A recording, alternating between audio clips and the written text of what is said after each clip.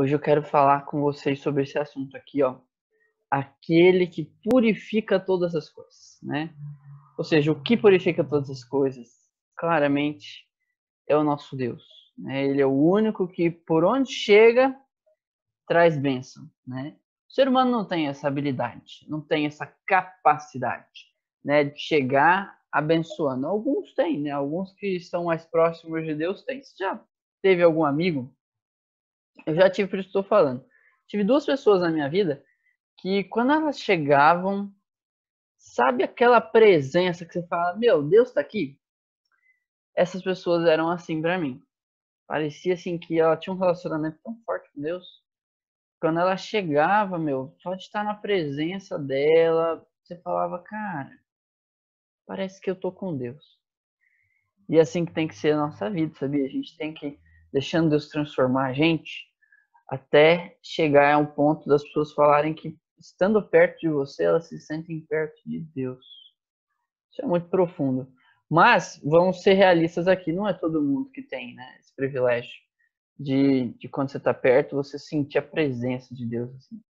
Mas Jesus, gente, foi o cara assim que, quando você estava perto dele, eu fico imaginando os discípulos, o privilégio que eles tiveram de estar perto daquele que, meu, só trazia bênção. Pensa na pessoa que, quando ela abre a boca, ela abençoa. Quando ela abre a boca, ela ensina. Quando ela abre a boca, ela cura. Nossa, espetacular. Esse era Jesus.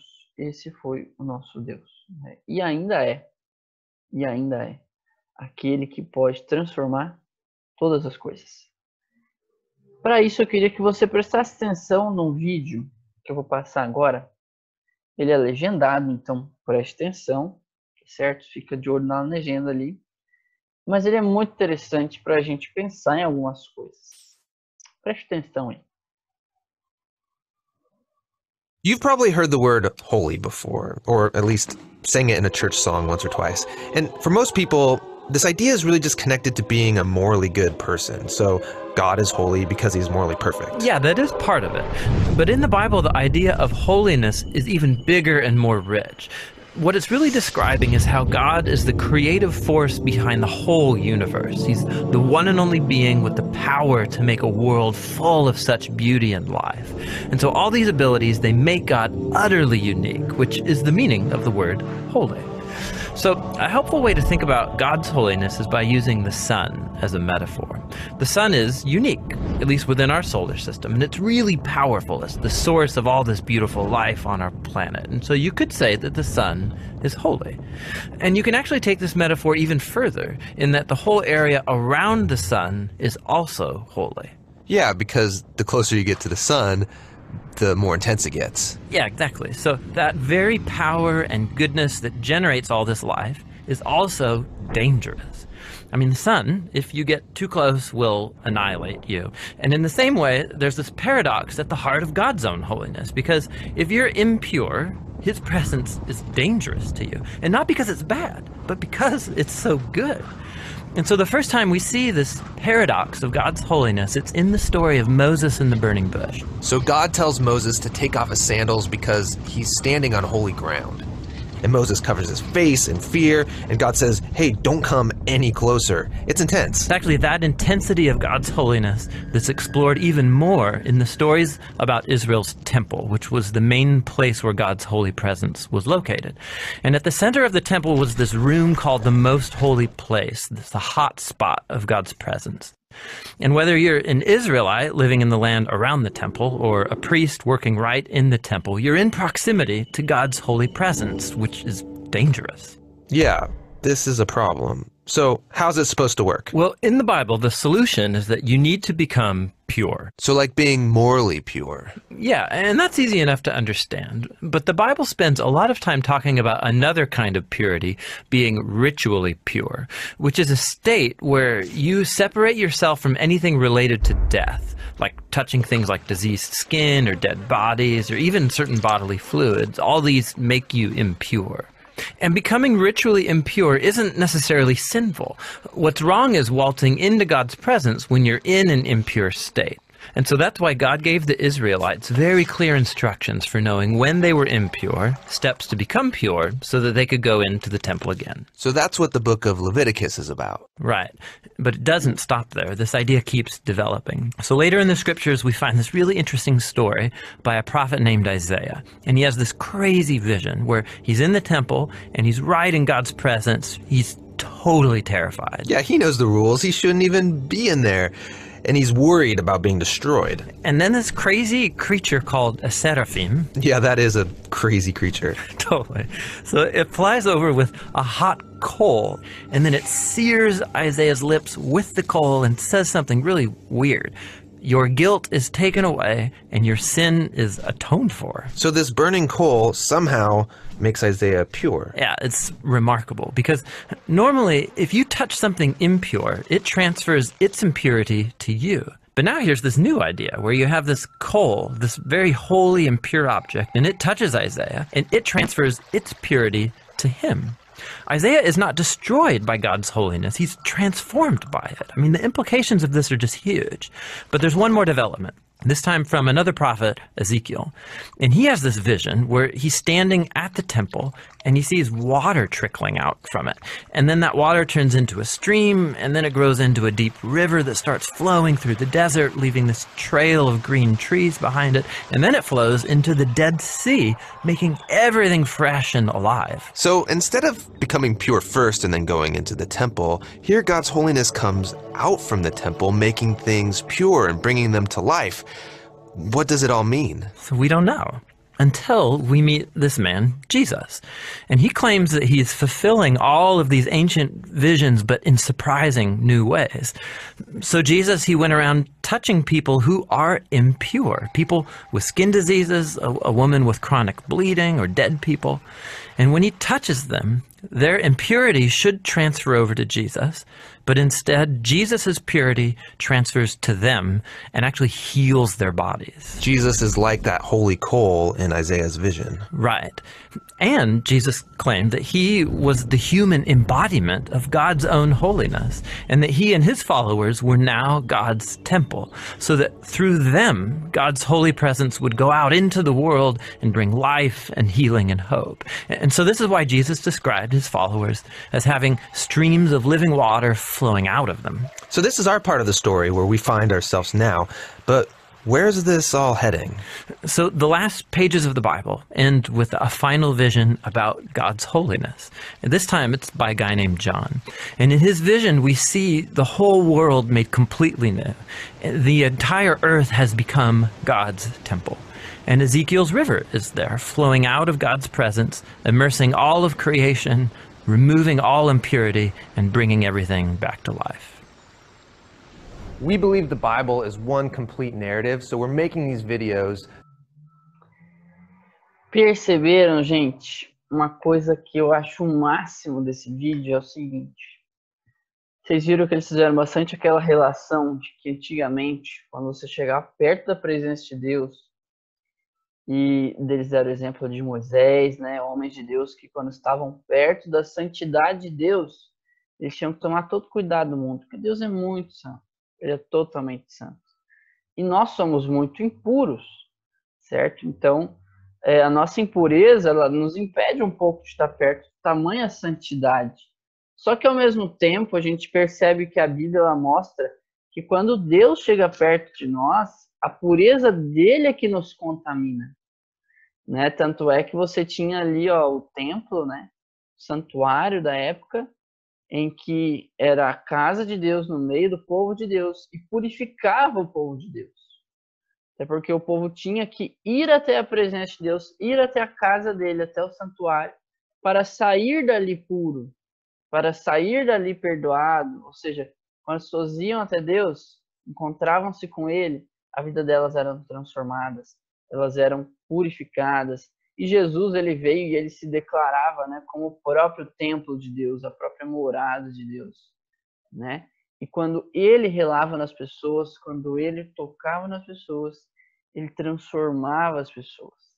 E ainda assim é hoje, quando a gente dá espaço para Jesus né, entrar na nossa vida, e aí você entende esse termo que eu estou dizendo lá em Apocalipse, capítulo 3, quando você vê que Jesus ele fala: eis que eu estou na sua porta e eu bato. Porta do quê, gente? Porta do seu coração.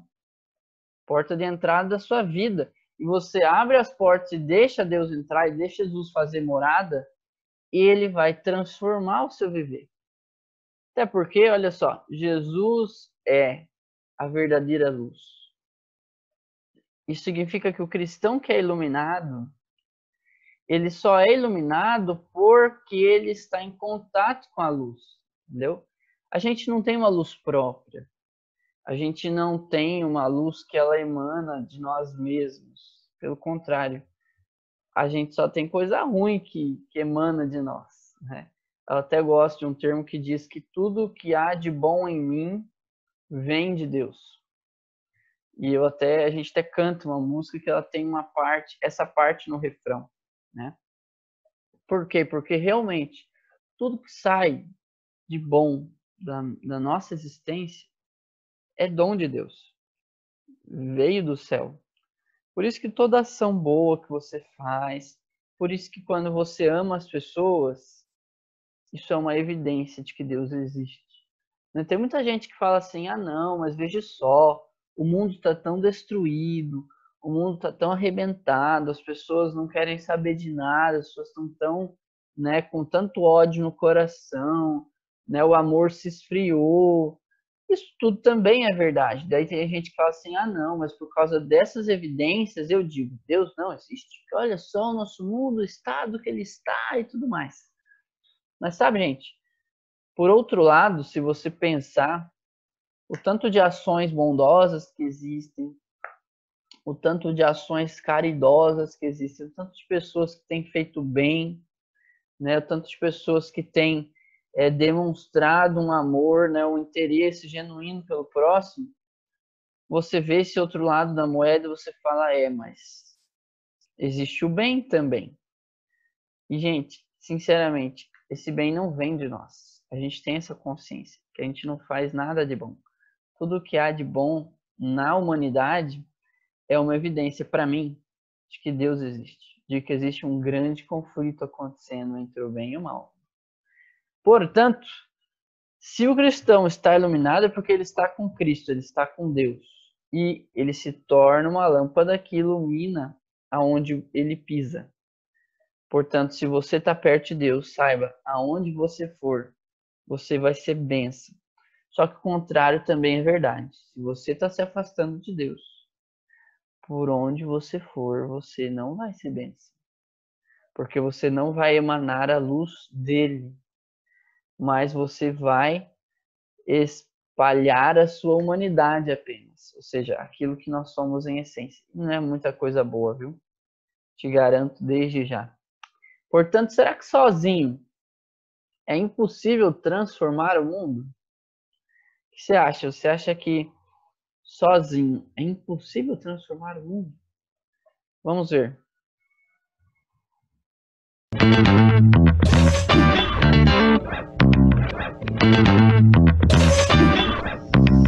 Sejam bem-vindos a mais um Nerdologia Ensina. Eu sou o Átila, biólogo, pesquisador, e em mais um episódio que foi produzido com a colaboração de muita gente. No 9º episódio da série de habilidades comportamentais, vamos falar sobre o trabalho em grupo e como tirar o melhor dessa interação. Antes de tudo, esse Nerdologia Ensina é um oferecimento da Estácio. A Estácio é uma das maiores instituições de ensino do Brasil e já transformou milhares de alunos em profissionais qualificados. Se você quer começar uma graduação com a sua nota do Enem, você tem condições especiais. Quanto maior a nota, maior é o desconto. Isso é parceria. E aí, formou? 2 naufrágios em uma mesma ilha, a ilha de Auckland, na Nova Zelândia, no mesmo ano de 1864, mostram a importância do trabalho em grupo. Em um deles, 19 membros da tripulação do Inverco chegaram até a ilha em maio, mas só 3 sobreviveram até o resgate um ano depois. No outro naufrágio do Grafton, os 5 sobreviventes que chegaram em janeiro do mesmo ano, na mesma ilha, só que em outra ponta, passaram 2 anos lá até serem resgatados e saíram todos vivos. Os 2 grupos não se encontraram e só foram saber um do outro anos depois. A diferença entre eles e dos outros naufrágios que o Nicholas Christakis analisa em Blueprint é que as sociedades naufragadas que mais tiveram sucesso foram aquelas onde havia uma boa liderança, amizade entre os sobreviventes e cooperação e altruísmo. Cooperação e altruísmo até para distribuir recursos igualmente, ter cuidado com pessoas doentes ou machucadas, dividir tarefas como cavar poços ou manter fogueiras de sinalização abertas, ou mesmo a construção de botes. Todos ingredientes para um bom trabalho em equipe. Trabalho em equipe que acontece quando duas ou mais pessoas trabalham juntas para atingir um objetivo comum, sejam pessoas que foram parar em uma ilha ou que formaram um grupo bem mais intencional e planejado para resolver um problema no trabalho. O tamanho, a composição e até a duração das equipes pode variar bastante dependendo do objetivo e pode afetar muito o seu desempenho. E quem dá a dinâmica desse trabalho em grupo são 4 fatores principais. A capacidade de comunicação entre os integrantes do grupo, que entre outras coisas é necessária para evitar conflitos, a capacidade de cooperação entre os integrantes do grupo para que o trabalho possa fluir entre todos os membros, a coordenação da equipe para todo mundo saber o objetivo e a função de cada um, e a interdependência entre os membros da equipe, ou seja, garantir que o trabalho de um realmente faz parte do trabalho do outro. Queria que vocês vissem aquele trechinho pelo seguinte: será que sozinho é possível mudar o mundo? Sabe, galera, quando eu vejo como que é importante o trabalho em equipe, como que é importante quando a gente se une com o mesmo propósito, com o mesmo objetivo. Vocês viram ali no vídeo, não? 2 grupos de pessoas ficaram numa mesma situação, né? Naufragaram, foram parar lá na ilha. Agora, um grupo sobreviveu todo mundo. O outro não sobreviveu todo mundo. Por quê? O que sobreviveu todo mundo é porque eles tinham uma união, eles agiam em grupo. Portanto, não pense que você vai para o céu sozinho. Essa é a maior mentira que existe. Por isso que existe a igreja, inclusive. A igreja é o quê? É esse grupo que eu chamo do grupo PA. Já ouviu daquele grupo do AA, né? Alcoólicos Anônimos? Tem vários grupos, não existe? Para mim, a igreja é o grupo do PA, dos pecados anônimos. Todos ali têm os mesmos problemas, que é o quê? O pecado. A diferença é que cada um tem uma variação, né? Cada um tem um problema específico, mas todos os problemas têm o mesmo nome. Se chama pecado. E muitos deles são anônimos, porque ninguém sabe, só você e Deus sabem. E nós estamos ali unidos para quê? Para que juntos, com o mesmo objetivo, com o mesmo propósito, unindo forças, a gente chegue ao mesmo propósito, que é a salvação, que é o céu, que é a proximidade de novo com Deus, que é a conexão novamente com Deus, né? Você está ligado com o Wi-Fi do céu, né? Você está conectado o tempo todo. É para isso que existe a igreja e por isso que sozinho, tem até uma frase, né, que diz assim, que sozinho você pode até ir mais rápido, mas junto você pode ir muito mais longe. Portanto, meu querido, só é possível fazer a diferença, né? Ou seja, transformar todas as coisas, porque era o título da nossa aula, era esse, né? Aquele que transforma todas as coisas é Deus. E quando a gente está ligado a Deus, quando, né, os ramos estão conectados com a videira, como diz a Bíblia, a gente produz fruto. Só que o ramo ele também tem que estar ligado a outros ramos para se fortalecer e produzir mais fruto ainda. Portanto, só é possível fazer a diferença quando a gente está conectado uns com os outros, conectados com Deus. E até vou te falar o seguinte, que não é qualquer conexão, certo?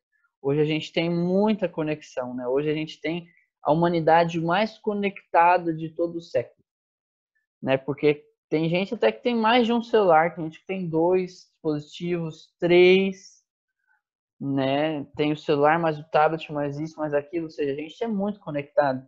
Mas não é qualquer conexão que Deus quer que a gente tenha. É estar em conexão, entende? Não é ter conexão, não é um momento apenas. Mas é estar em conexão. Sabe por quê, gente? Porque estar em conexão não é um ato isolado que você faz uma vez, ou seja, ficou em conexão uma vez, e depois caiu o teu Wi-Fi do céu, caiu o teu relacionamento com Deus. E aí, o que adianta?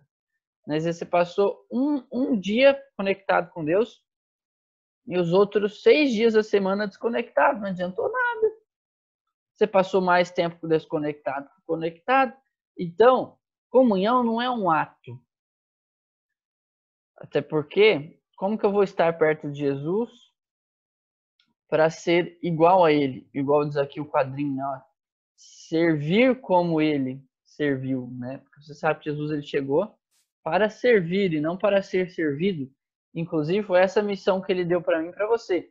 Nossa missão é servir e não ser servido, é abençoar e não apenas ser abençoado. Ou seja, não é só ficar sentado no banco da igreja, escutando o que vem para você e sendo abençoado. Nossa, que benção. Gente, a função de todo cristão é também abençoar. Por isso que quando Jesus ele estava ali, ó, né, lavando os pés dos discípulos, eles ficaram assim: nossa, mestre, você vai fazer isso mesmo? Ele falou: eu vou, mas fique tranquilo que vai chegar a sua vez. Estou fazendo para te ensinar para você fazer depois. Então é bem por aí, gente. Nossa vida com Deus, Deus transforma você para você ajudar a transformar outras vidas. Portanto, comunhão não é um ato apenas isolado, é um estilo de vida. Por que é um estilo de vida? Porque acontece todo dia. A conexão com Deus tem que ser todo dia. Por quê? Porque isso gera um relacionamento. Quando você tem relacionamento, você se parece com a pessoa que você se relaciona. Olha só que legal esse quadrinho da direita ali, ó. Estar em conexão, tempo para Deus. E eu achei fantástico esse exemplo, ó. Certa vez, um grupo de seminaristas foram fazer uma prova. Então, os caras tinham uma prova para ser realizada. E ela tinha um único objetivo, uma única questão ali, ó. Que era o quê? Eles tinham que escrever sobre Deus e também sobre o diabo. E foram dados 1 hora para eles, 60 minutos para eles escreverem sobre Deus e sobre o diabo. E, gente, um deles pegou a folha, né, começou a escrever sobre Deus, falou do relacionamento dele com Deus, do que Deus era para a vida dele, escreveu das maravilhas de Deus, da obra de Deus, né, da salvação que Jesus fez. E ele fez isso de maneira tão apaixonada que ele não percebeu o relógio. Quando foi ver, já estava dando 1 hora.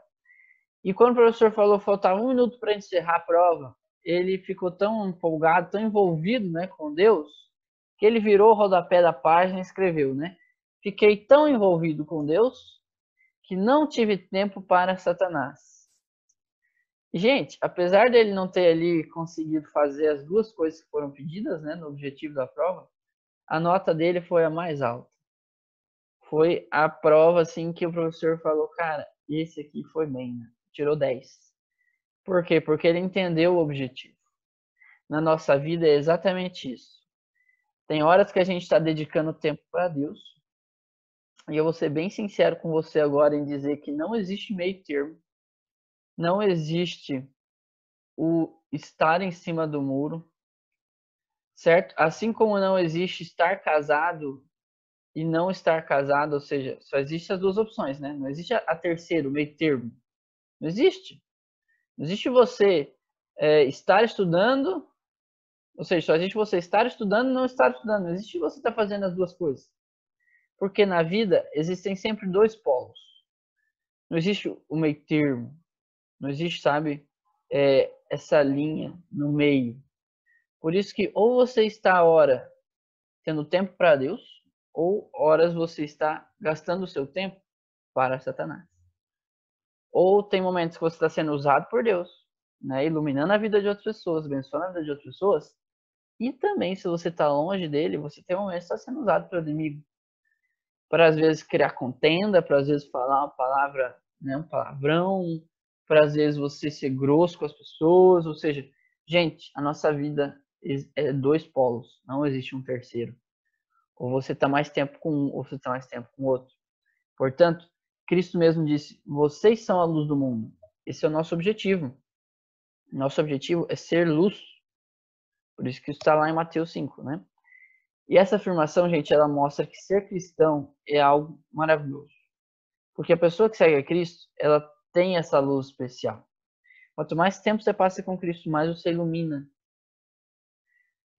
né? Antes, e aí traz aquele texto ali de Efésios que eu acho maravilhoso. Antes vocês eram trevas, agora estão perto de mim, são luz no Senhor.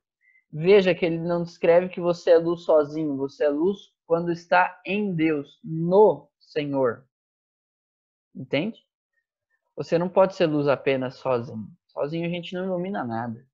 Sozinho a gente normalmente só atrapalha. E mais alguns textos aqui que eu achei bem interessantes é o seguinte, ó.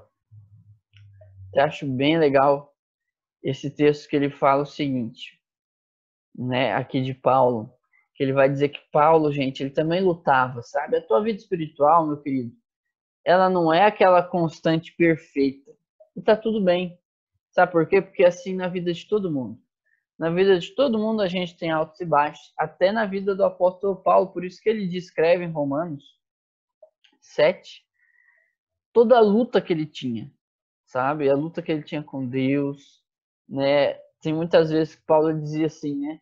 Aquilo que eu quero fazer, isso eu não faço, mas aquilo que eu não quero fazer, já fiz.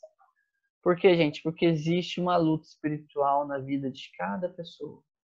Só que o que a gente tem que entender é que a gente tem que batalhar para estar cada vez mais do lado da luz, do lado de Jesus, e poder transmitir luz também, do que está do lado das trevas, né? Do que está do lado que não está próximo de Deus, que não está conectado com Deus, porque então a gente não vai conseguir transmitir luz, entende?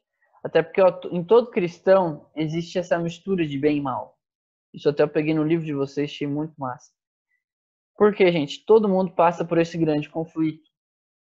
Agora, você não pode passar mais tempo do lado do mal do que mais tempo do lado da luz. Você tem que estar mais tempo conectado com Deus do que tempo que você não está conectado com Ele. Senão não vai fazer sentido.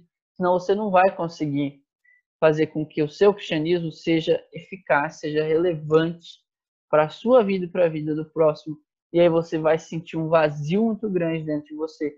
Por quê? Porque você tem passado mais tempo fazendo as coisas que são de interesse do inimigo de Deus do que fazendo as coisas que Deus planejou e preparou para a sua e para a minha vida, para a gente se sentir feliz, se sentir pleno e se sentirmos salvos. Porque quanto mais tempo você passa perto de Deus, você sente paz. E paz, gente, não se compra e não se vende. Se recebe e se recebe de Deus. Pense nisso nesse dia de hoje. Reflita sobre essa questão, né? Jesus, ele purifica todas as coisas, ele purifica a sua vida, ele purifica a vida de muita gente. Mas quando a gente está longe dele, a gente não é purificado. E a gente não consegue ajudar a purificar também. E aí a gente sente assim, nossa, o que eu estou fazendo nesse mundo? Porque eu não estou me sentindo em paz, eu também não ajudo as outras pessoas a sentirem paz na vida delas. É porque a gente às vezes tem gastado mais tempo longe de Deus do que perto dele. Então pensemos nisso, vamos cuidar com isso, porque isso tem sido aí uma pedra de tropeço na vida de muita gente. Vamos orar então? Fazer oração aqui para a gente fechar nossa aulinha. Santo e bondoso Deus, amado Pai, estamos aqui juntos. E, meu Deus, a gente pensou hoje sobre tantas coisas que o Senhor tem feito. Primeiro a gente viu, Pai, que o Senhor purifica a nossa vida. O Senhor é o único capaz de nos purificar. Nós não conseguimos emitir uma luz própria. A gente não é nada sozinho. Pai, a gente também viu que em muitos momentos, quando a gente está conectado contigo, quando a gente está perto do Senhor, a gente se torna bênção na vida das outras pessoas. Pai, que o Senhor nos ajude a sermos essa bênção, porque assim a gente vai se sentir realizado, a gente vai sentir que a nossa vida tem propósito, a gente vai se sentir perto de Ti. Meu Deus, quando a gente está perto de Ti, a gente sabe que a gente sente paz verdadeira. Então cuide de cada um de nós, abençoe a nossa vida, abençoe as nossas escolhas. É o que eu te peço em nome de Jesus. Amém.